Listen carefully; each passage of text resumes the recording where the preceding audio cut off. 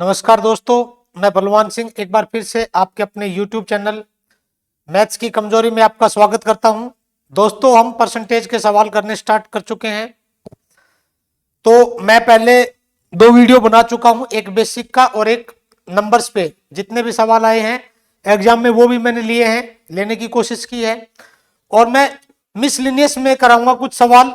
वो कैसे कराऊंगा कि सवाल, नए सवाल कैसे बन सकते हैं, किस तरह से और सवाल बनाए जाएंगे। तो मैं पहले वो सवाल करवा रहा हूं जो लगभग एजुकेटर पढ़ाते हैं, उसके बाद में कुछ नए सवाल भी करवाऊंगा आपको। ठीक है। तो मैं पिछले वीडियो में जिक्र भी कर चुका हूं कि अर्थमेटिक आने के लिए आपको फ्रैक्शन की समझ होनी चाहिए अच्छे तरह से। फिर आपको क्या आना चाहिए, रेशियो, रेशियो के बारे में अच्छी समझ होनी चाहिए आपकी, और आपको परसेंटेज। इसके अलावा आपको इनमें रिलेशन कि फ्रैक्शन रेशियो में क्या रिलेशन है, फ्रैक्शन और परसेंटेज में क्या रिलेशन है, रेशियो और परसेंटेज में क्या रिलेशन है, आपको ये चीज भी आनी चाहिए। इसके साथ साथ आपको दो चीज और आती हैं, product constant, product not constant. आप पूरे अर्थमेटिक के साथ खेल सकते हैं। थोड़े से अभ्यास से आपके अंदर स्पीड आएगी। ठीक है। तो मैं एक सवाल फिर लेके आया हूं। सवाल है, Bashir's working hours per day were increased by 15%। Bashir के जो प्रतिदिन काम के जो घंटे हैं ना, वो बढ़ा दिए जाते कितने, 15%। एंड इज वेजेज, और उसकी मजदूरी पर आवर वर इंक्रीज्ड बाय 20%। और उसकी जो मजदूरी ना प्रति घंटा कितनी बढ़ती, 20%। How much percent did is daily income increase, उसकी जो डेली इनकम है ना वो कितनी बढ़ेगी। तो ये जो सवाल है ना, ये सवाल किस पे है, प्रोडक्ट नोट कांस्टेंट पे है। और जहां पे प्रोडक्ट नोट कांस्टेंट होगी ना, वहां पे हम क्या लगाते हैं, सक्सेसिव। तो इस पे मैं बेसिक वीडियो बना चुका हूं, आप बेसिक वीडियो में जाइए, प्लेलिस्ट में देखिए आप परसेंटेज का, आपको चीज समझ में आएगी। ठीक है। आपको यह भी पता लगेगा कि यहां पे हम सक्सेसिव क्यों लगा रहे हैं। ठीक है। तो पहले तो आपको यह समझ आनी चाहिए कि जो इनकम है ना वो क्या होती है। इनकम होती है कि कितने घंटे काम करता कोई आदमी और एक घंटे का उसको कितना रुपए मिलता है। किसी आदमी जो प्रतिदिन कोई आदमी इनकम कमा रहा है, तो यह देखा जाता है कि पहले वो कितने घंटे काम करता है दिन में और एक घंटे की उसको कितनी इनकम मिलती है। मान लो किसी आदमी ने 10 घंटे काम किया और एक घंटे का उसको 12 रुपए मिल रहा है, तो उसकी इनकम दिन की कितनी होगी, 120। तो ये प्रोडक्ट ऑफ टू नंबर है। ठीक है। तो इनकम आपकी क्या आएगी, इनकम क्या आएगी आपकी कि कितने घंटे काम करता है। आपका यहां पे आवर्स गुणा income per hour, income per hour. ठीक है। घंटे गुणा में जो इनकम प्रति घंटा, इसको आप गुणा करेंगे तो आपकी इनकम आ जाएगी, प्रतिदिन की इनकम, एक दिन की इनकम। ठीक है। अब सवाल पढ़ते हैं। सवाल में क्या दिया है, Bashir's working hours per day were increase by 15%। Hours है ना 15% इंक्रीज किए गए। तो 15% की जो फ्रैक्शन वैल्यू होती है 3/20। इंक्रीज का मतलब प्लस, डिक्रीज का मतलब माइनस, बढ़ने का मतलब प्लस, घटने का मतलब माइनस, जोड़ने का मतलब प्लस, घटाने का मतलब माइनस। और उसकी जो क्या होती है, हाँ, उसकी जो वेजेज पर आवर यानी उसकी प्रति घंटा जो मजदूरी है ना, वो इंक्रीज होती है 20%। 20% की फ्रैक्शन वैल्यू होगी 1/5। ठीक है। वैसे तो आप किससे जाते हैं, आप अप्रोक्सीमेशन से भी जा सकते हैं। 15% तो भाई उसका प्रति घंटा बढ़ रहा है और प्रति घंटा इनकम बढ़ रही है 20%। तो जो आंसर आएगा ना 20 और 15 से कुछ ज्यादा होगा। अब कितना ज्यादा होगा वो हम एग्जैक्ट नहीं बता सकते, पर इससे ज्यादा होगा। तो देखो 35 तो आपका ऑप्शन हो ही नहीं सकता, 38 36 हो सकता है, 40 ज्यादा है, 40 भी नहीं हो सकता, 38 और 36 में से हो सकता है। अब अगर ये इनमें से एक ऑप्शन नहीं होता ना, तो हमें सवाल सोल्व करने की जरूरत नहीं थी। बट यहां पे दोनों ऑप्शन नजदीक नजदीक है, तो अब सवाल को थोड़ा सोल्व करना होगा। तो पहले इनकम कितनी थी, 20। पहले आवर कितने थे, 20, बाद में कितने हो गए, 23। ठीक है, 23 हो गए। फिर पहले प्रति घंटा कितनी इनकम थी, 5। दूसरी बार प्रति घंटा कितनी इनकम हो गई, 1 बढ़ गई, 6। अब निकाल लो भाई, क्या परसेंटेज चेंज आया, इंक्रीज होगी कि डिक्रीज। तो आप यहां पे देखना 20 पंजे 100, ये आपकी इनकम आ रही है। इनकम क्या आ रही है कि कितने घंटे काम किया और प्रति घंटा कितनी इनकम है। ये पहले 20 घंटे काम करता था, 1 घंटे का 5 रुपए मिलता था, तो कितनी इनकम होगी, दिन में 100। अब ये क्या कर रहा है, 3 घंटे इसने बढ़ा दिए काम के, 23 घंटे काम कर रहा है, एक इनकम बढ़ गई 6, तो कितना होगा 23 छिक 118, 23 छिक 138,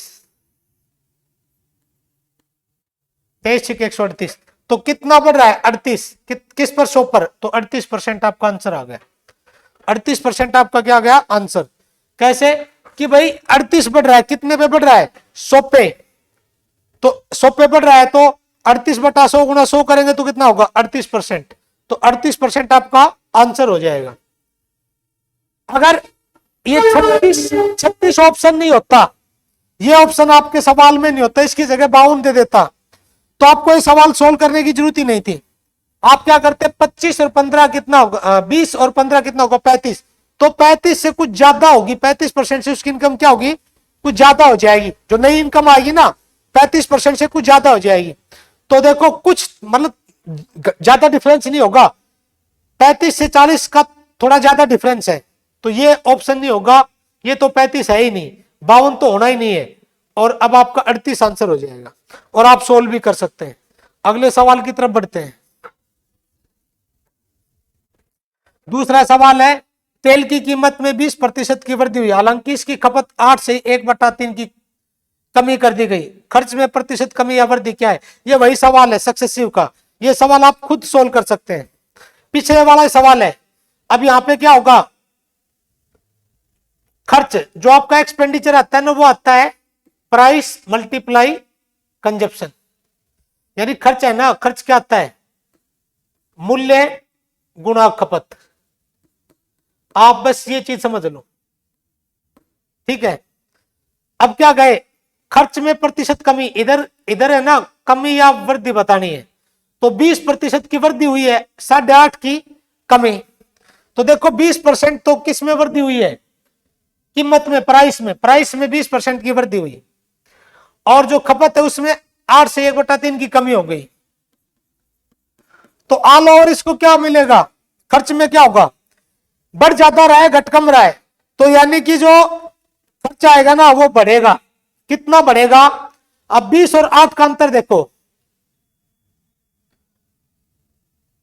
20 और 8 का अंतर लगभग 12 आता है, तो 12 से हल्का सा कम बढ़ेगा, तो आंसर आप बिना सोल्व किए आप इंक्रीज बाय 10% कर सकते थे, क्योंकि अगला ऑप्शन है इंक्रीज बाय 5%। 5% तो बहुत ज्यादा है, ज्यादा दूर है, ठीक है, और 10% डिक्रीज होगा, डिक्रीज वाला तो ऑप्शन ही नहीं है। इनकम क्या होगी, इंक्रीज होगी, तो दोनों ऑप्शन हम खत्म कर सकते थे। आप सोल्व करना चाहे तो सोल्व भी कर सकते हैं। 20% की फ्रैक्शन वैल्यू क्या होगी, 1/5, तो ये चीज क्या होती है, बढ़ती है, और 8 कंप्लीट 1/3%, इसकी फ्रैक्शन वैल्यू कितनी होगी 1/12, तो ये कमी होती है, ठीक है। हम पहले बेसिक वीडियो में बता चुके हैं कि परसेंटेज और फ्रैक्शन में क्या रिलेशन होता है। इसको आप जब फ्रैक्शन में बदलोगे ना तो इसकी वैल्यू 1/12 आएगी। तो पहले कितना था, देखो खर्च निकालना आपको, पहले 5 थी क्या प्राइस, फिर कितना हो गया 6, नया प्राइस 6, पहले खपत कितनी थी 12, एक घट गया, कितना हो गया 11। तो देखो अब कितना होगा खर्च, 12 पंजे 60, यहां पे खर्च कितना होगा 66, तो कितना बढ़ा 6, कितने पे 60 पे, तो 1/10, 1/10 की परसेंटेज वैल्यू कितनी होती है 10%। तो आप इसको सोल्व करेंगे तो भी टाइम लगेगा, ऑप्शन पे भी नजर रखिए। आपको ये नहीं कि सवाल सोल्व नहीं करने, आप थोड़ा सा देखिए कितना परसेंट बढ़ रहा है और इतना परसेंट घट रहा है, तो जो आंसर होगा ना इन दोनों के डिफरेंस के अप्रोक्सीमेट होगा। अगर सभी ऑप्शन नजदीक नजदीक है तब हमें सोल्व करना होगा, अगर ऑप्शन दूर है तो हमें सोल्व करने की जरूरत नहीं है। समझ में आया, अगले सवाल की तरफ बढ़ते हैं। अगला सवाल है, यदि किसी आयत की लंबाई को 20% बढ़ा दें और चौड़ाई को 10% घटा दें तो आयत के क्षेत्रफल पर क्या प्रभाव पड़ेगा? क्षेत्रफल क्या होता है? एरिया, क्षेत्रफल लंबाई गुणा चौड़ाई, लेंथ इनटू ब्रेड्थ। ठीक है, तो आप इस सवाल को सोल्व करने की जरूरत नहीं है। कैसे? एक बार अप्रोक्सीमेशन यूज करो, पहले ऑप्शन भी देखना। आयत की लंबाई को 20% बढ़ा रहे हैं और चौड़ाई को 10% घटा रहे हैं, तो अब क्या होगा? क्षेत्रफल बढ़ रही है वो चीज ज्यादा है और घट रही वो कम है, तो क्षेत्रफल बढ़ेगा ही। कितना बढ़ेगा? इनके डिफरेंस से हल्का सा कम। हल्का सा कम कौन सा आंसर है? 10% इंक्रीज है, ये तो होगा ही नहीं। इनका डिफरेंस नहीं होगा कभी आंसर। 20 में से 10 घटाएं, कहीं कह दे 10 नहीं, उससे कम होगा, इनके डिफरेंस के नजदीक होगा।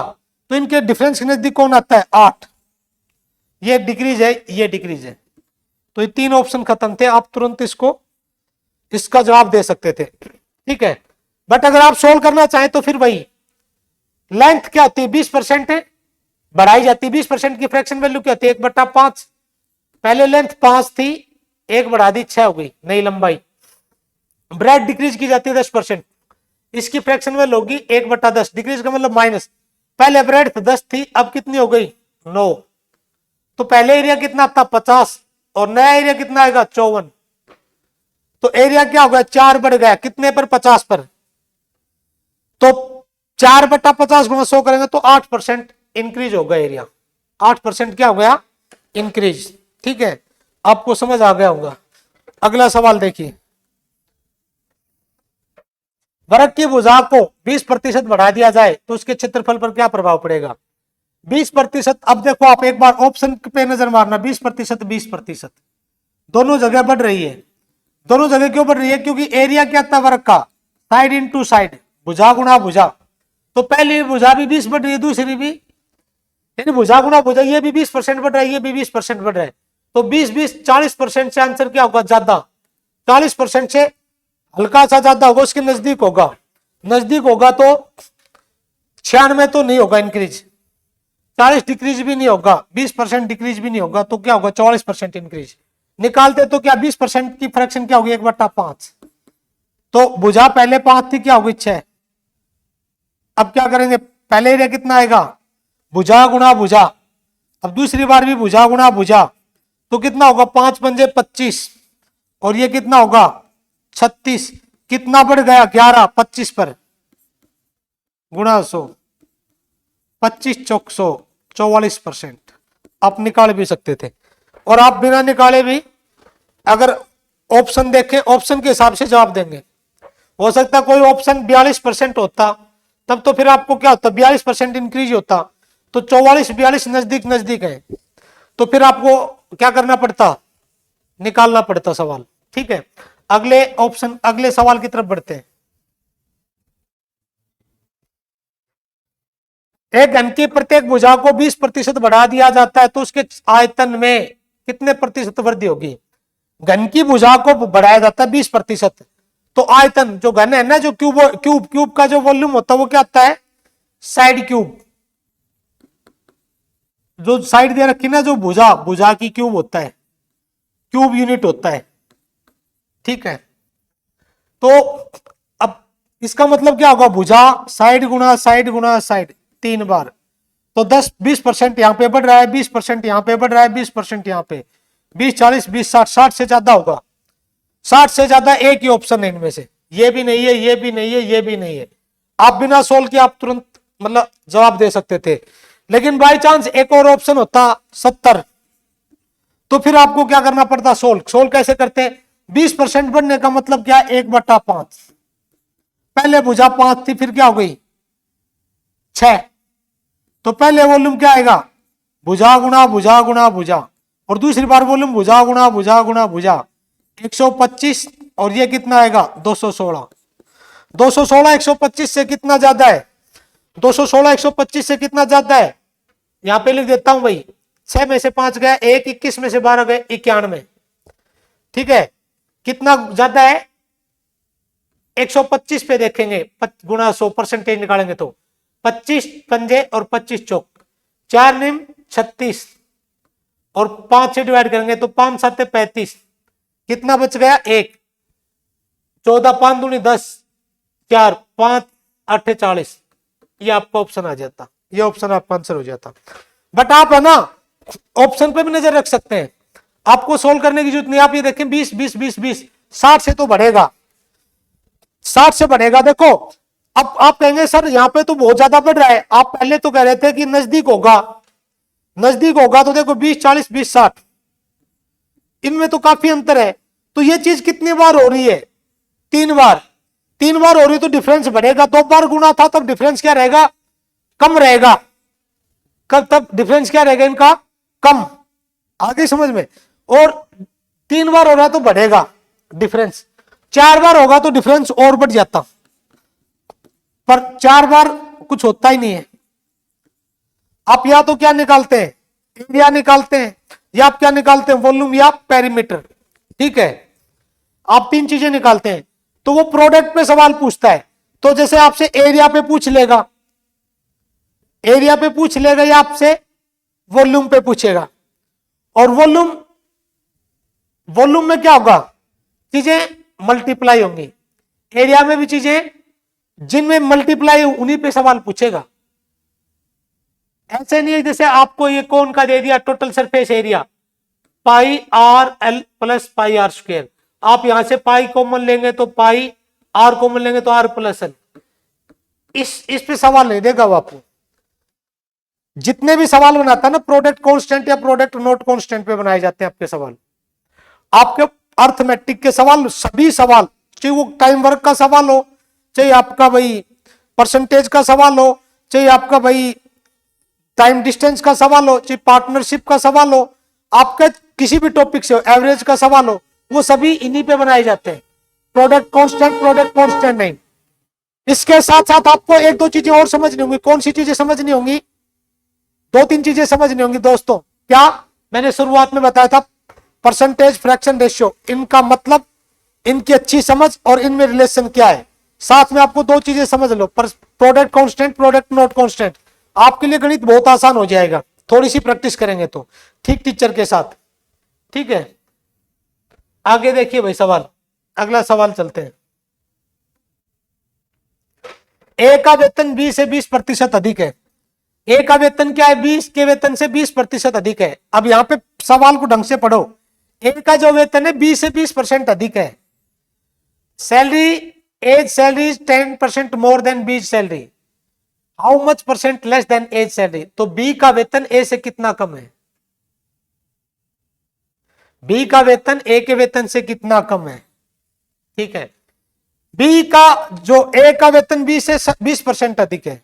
20% अधिक होने का मतलब क्या है, 20% की फ्रैक्शन वैल्यू क्या आएगी, 1/5। तो बी का जो वेतन है ना 5 है, तो ए का कितना होगा, 1 ज्यादा 6। तो कह रहा है कि बी का वेतन ए से कितना परसेंट कम है। तो आप चाहे तो वैसे निकाल भी सकते हैं, लेकिन किसी बच्चे ने, आप यहां पे भी प्रोडक्ट कांस्टेंट वाला कंसेप्ट लग रहा है, और जब प्रोडक्ट कांस्टेंट हो ना तो आप क्या कर सकते हैं, कम कितना होगा, बी का वेतन ए से कितना कम होगा। तो यहां पे प्लस आ रहा है ना, मैं पढ़ा चुका हूं बेसिक वीडियो में, प्ले लिस्ट में जाइए। तो आपको कुछ नहीं करना है, 5 1 6, ये ऊपर वाला यूं का यूं रखना है। कितना कम होगा, 1/6 की वैल्यू होती है 16 से 2/3%। जो बढ़ोतरी होगी, इंक्रीमेंट होगा, उसको प्लस से दिखाते हैं, और जो डिक्रीमेंट उसको माइनस से। तो ये कमी होगी, 16 से 2/3% कम है भाई, किससे, ए के वेतन से। बी का वेतन 5 1, आप इसको निकाल भी सकते, पर निकालेंगे टाइम खराब करेंगे। आप यहां पे देखिए कि प्रोडक्ट क्या है, कांस्टेंट। और जब प्रोडक्ट कांस्टेंट है ना तो आप क्या करेंगे, आप मैं पढ़ा चुका हूं, परसेंटेज का वीडियो प्ले लिस्ट में, आप वो जाके देखिए पहले। तो यहां पे 1/5 था, ठीक है, ये बी था और ए 1 ज्यादा है, तो बी का ए से कितना कम है, बी का ए से कम। बी का ए से कितना कम होगा, 1/6, 5 1 6 जोड़ देंगे तो कितना कम होगा, 6 5 6 की कम है, तो कितनी कमी होगी, 16 से 2/3%। बी का जो ए से कितना कम है, 16 से 2/3%। और जो ए का बी से कितना ज्यादा है, सवाल में दे रखा 20%। अगला सवाल देखिए, अब देखिए, a watermelon contains 70% water, after some time only 25% water remains in it. If initially its weight was 80 kg, then find the percentage weight. सवाल को देखिए, सवाल को पढ़िए, अच्छे से समझिए क्या कह रहा है, स्टेटमेंट को ठीक से समझिए, पहले उसमें टाइम लगा दीजिए बेशक से। Watermelon contains 70% of water, watermelon में क्या है, एक तरबूज में 70% पानी है। आफ्टर सम टाइम, कुछ समय के बाद क्या होता है, 25% वाटर रिमेन्स, पानी कितना रह जाता है, 25% रह जाता है। पहले कितना था, 70% था, कुछ समय बाद क्या हो गया, 25% रह गया। तो जो कुछ पानी कम हो गया, कम हो गया तो पानी क्या हो गया, वो उड़ गया या सूख गया।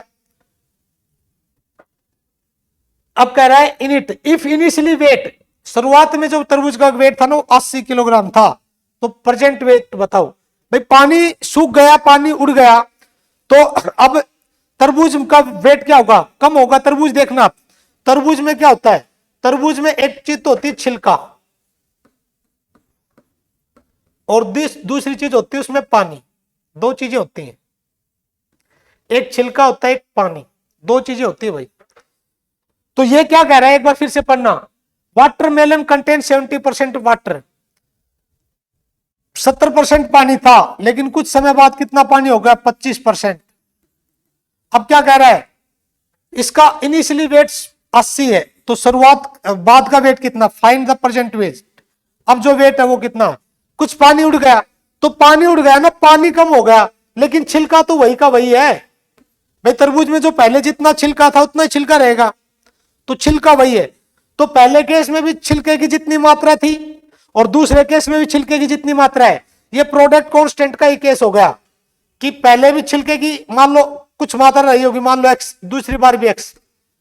तो अब यहां पे छिलके का कुछ परसेंट और यहां पे परसेंट, प्रोडक्ट कांस्टेंट है। तो हम यहां भी बता चुके हैं, अगर इस तरफ की जो चीज कांस्टेंट है, परसेंटेज के बेसिक वीडियो में बताए, तो इधर दो चीजें, जैसे मैं कहूं 16 बराबर 8 गुना 2 और 16 बराबर 4 गुना 4, अगर ये चीज कांस्टेंट है ना, तो इन दोनों का जो रेशियो होगा ना, इनका जो रेशियो होगा वो उल्टा होगा। 8 और 4 का रेशियो क्या आया, 4 दूनी 4 एकम 4, तो अनुपात एक आया ना, तो ये जो रेशियो आएगा ना वो उल्टा आएगा, इनवर्स, हम उसको इनवर्स कह सकते हैं। 2 4 का रेशियो क्या होगा, 1 रेशियो 2, ये 2 1 है, तो दूसरी चीज का रेशियो क्या होगा, 1 2, अगर इधर वाली चीज कांस्टेंट है। तो देखो छिलके की जो क्वांटिटी वो कांस्टेंट है, और कोई चीज क्वांटिटी हम कैसे निकालेंगे, अब कैसे निकालेंगे भाई, हम जब मान लो रहा होगा कुछ, शुरुआत में कुछ होगा, उसका 80% करते, छिलका, छिलका कितना है, 70% वाटर है, तो पहले छिलका कितना होगा, पहले केस में, पहले केस में छिलका होगा भाई 30%, और दूसरे केस में छिलका कितना होगा, 70%, 75, सॉरी 75। देखो पहले केस में पानी 70 है, कोई चीज कितनी होती है, 100%, तो 100% था तरबूज, उसमें 70% पानी है, तो छिलका कितना बच गया, 30%। दूसरे केस में पानी कितना है, 25%, तो छिलका कितना बच गया, 75%। अब ये जो छिलके की जो 30% होगा, 75%, क्वांटिटी में ये दोनों क्या होंगे, बराबर होंगे, क्योंकि छिलका तो भाई नहीं गया, पानी तो कम हुआ है। सवाल में कह रहा है पानी कम होगा, छिलके के बारे में कुछ थोड़ी कहा है, तो छिलके के बारे में कुछ भी नहीं कहा, तो छिलका क्या है, पहले जितना था उतना ही अब है, कांस्टेंट है, तो प्रोडक्ट कांस्टेंट हो गई। यहां इधर कोई चीज कांस्टेंट हो गई ना, तो क्या होगा इनका, अब इनका जो रेशियो होगा ना, 15 दूनी 15 पंजे, तो जो क्वांटिटी का रेशियो क्या होगा, उल्टा हो जाएगा, 5 और 2, तो 5 की वैल्यू कितनी है, सवाल में 80, कितना गुना हो रहा है, 16, इसकी वैल्यू कितनी होगी, 32। आप लेंगे तरबूज, लेंगे आप तरबूज की मात्रा लेंगे, आप क्या करेंगे, उसका 30% निकालेंगे। पहले तरबूज का जो वेट था, पहले जो तरबूज का वेट था उसका आप 30% निकालिए, और अब जो तरबूज है उसका वेट 32, 80 का 30 बटा 100, और 32 का 75/100। तो ये दोनों चीज क्या आएंगी, कांस्टेंट आएंगी। क्या आएंगी, कांस्टेंट। तो देखो इधर 1 0 से 1 0 खत्म कर रहा हूं मैं, 24 किलो आ गया। इधर भी 25 तिया 25 चौक, 4 से काटेंगे 8। यानी कि ये जो परसेंटेज वैल्यू जो गुणा की है ना, परसेंटेज का जो रेशियो है, क्वांटिटी का रेशियो क्या होगा, इधर वाली 24 24, ये दोनों चीज बराबर आ गई ना। तो जो परसेंटेज का जो रेशियो ना, तो क्वांटिटी का रेशियो क्या होगा, उसका उल्टा होगा। परसेंटेज का रेशियो क्या है यहाँ पे 2:5, तो क्वांटिटी का रेशियो क्या होगा 5:2। 5 की वैल्यू सवाल में कितनी दे रखी है 80, तो 2 की वैल्यू कितनी आएगी 32। खत्म। अगला सवाल देखिए, ए solution of salt and water contains 30% salt.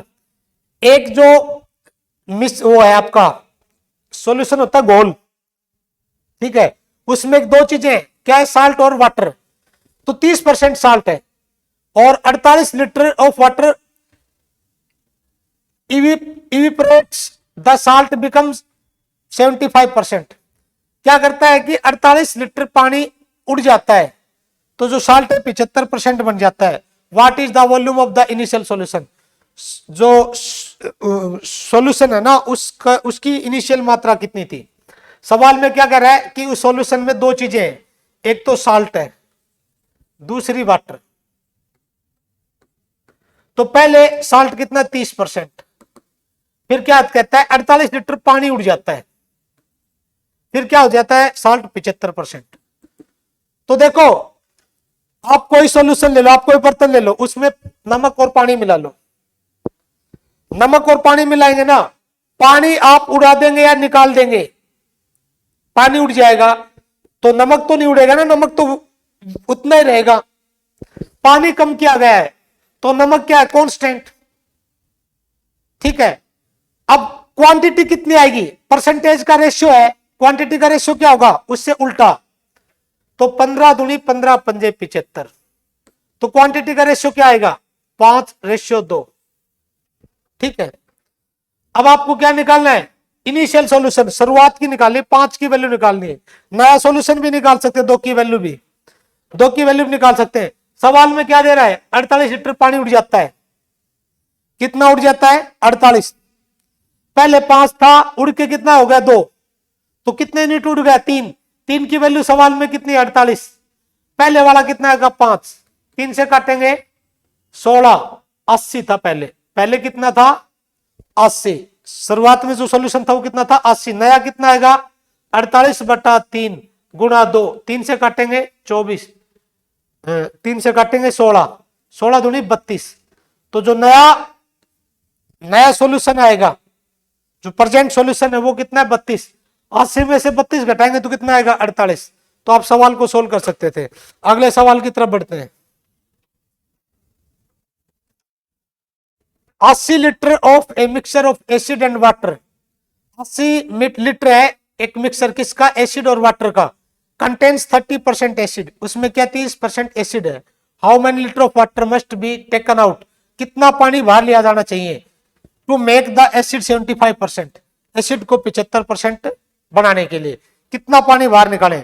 तो देखो सॉल्यूशन किस किस का है, मिक्सर किस किस का है, ये है एसिड और वाटर का, एसिड और वाटर का, दो चीजें आपके पास, एसिड भी और वाटर भी। तो क्या कह रहा है कंटेन्स 30% एसिड, 30% एसिड है किसमें 80 लीटर मिक्सर में, 80 लीटर है मिक्सर, इसमें 30% एसिड है। तो कहता है कितना पानी निकाल दें इसमें से, इसमें पानी हो गया कितना 70%, तो कहता है 70% में से कितना निकालें कि एसिड 75% हो जाए, एसिड कितना हो जाए 75% हो जाए, ठीक है। कितना पानी निकाले, तो निकाला कौन जा रहा है पानी, एसिड तो क्या है पहले जितना था उतना अब है, एसिड कांस्टेंट है। अब प्रोडक्ट कांस्टेंट हो तो क्या होगा, परसेंटेज की जो रेशियो ना 15 दूनी 15 पंजे, ये जो रेशियो क्वांटिटी का रेशियो क्या होगा इससे उल्टा 5:2, ठीक है। अब कितना पानी निकालें, 5 में से 2 घटाएंगे 3, 3 निकलेगा पानी। 5 की वैल्यू सवाल में जो टोटल ये पहले क्वांटिटी थी और नई क्वांटिटी कितनी है 2। ये पहले क्वांटिटी थी, ये जो प्रेजेंट, ये इनिशियल क्वांटिटी है,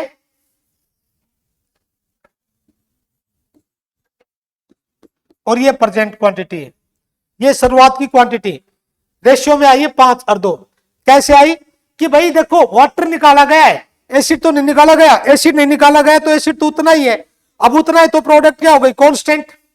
प्रोडक्ट कांस्टेंट होगी तो क्या करेंगे आप, परसेंटेज जो वैल्यू होगी ना क्वांटिटी उसका क्या होगी, इनवर्स होगी। तो परसेंटेज वैल्यू क्या थी 2:5, तो क्वांटिटी क्या होगा 5:2। तो 5 पहले थी क्वांटिटी और नई क्वांटिटी कितनी आ गई 2, किसकी, एसिड की। नहीं सॉरी, क्वांटिटी आई है, एसिड नहीं है, एसिड नहीं है, एसिड तो बराबर है, एसिड तो कांस्टेंट है। तो कमी कितना पानी कम करें 3 यूनिट।